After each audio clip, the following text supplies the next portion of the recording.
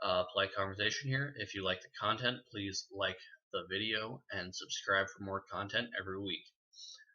Today, with the presidential election on Tuesday, I'll be speaking on this topic. I'll focus on who I'm voting for, why the two major party candidates suck, and why voting third party is ultimately a wasted vote under the present system. So first off, the two major party candidates. I already made a video about why Donald Trump and Hillary Clinton suck, so you can check that out. But more things have come up recently, and I'll explain those further.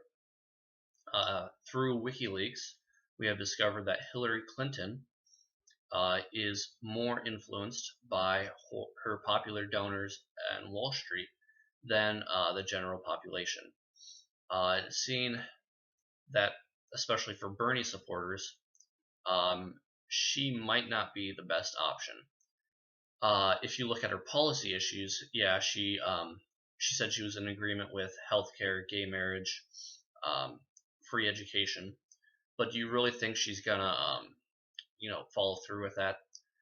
She seems not very influenced by her supporters. She'll say anything to get elected, and if I had a liberal leaning policy view, I would not support her. Now, while I'm more conservative, I would say, I do not agree with them socially with policy. Donald Trump, I do not agree with. He has obviously proven himself to be very perverted, but I try to keep emotion out of politics as much as possible. So I'll focus on his policy flaws.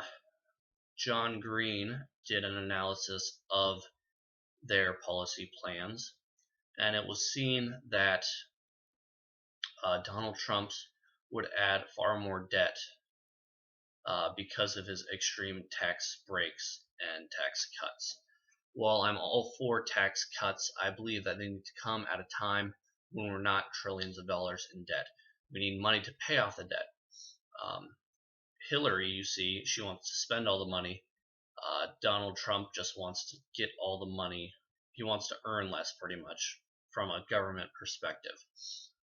Also, Donald Trump, on a humanitarian level, I do not agree with.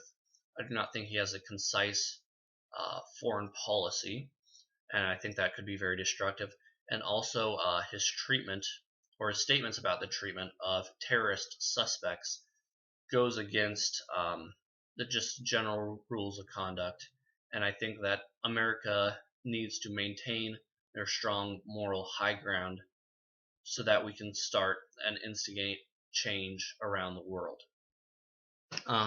So now I will tell you who I would vote for. I'm only 17, so obviously I won't be voting this election cycle. But if I had a say, I would be voting for Gary Johnson. I do believe that a third party candidate is pretty much a wasted vote, but it would help me feel better about myself. And for me, between the two major party candidates, it's not a lesser of two evil. It's just two evils, and I don't want to pick between them.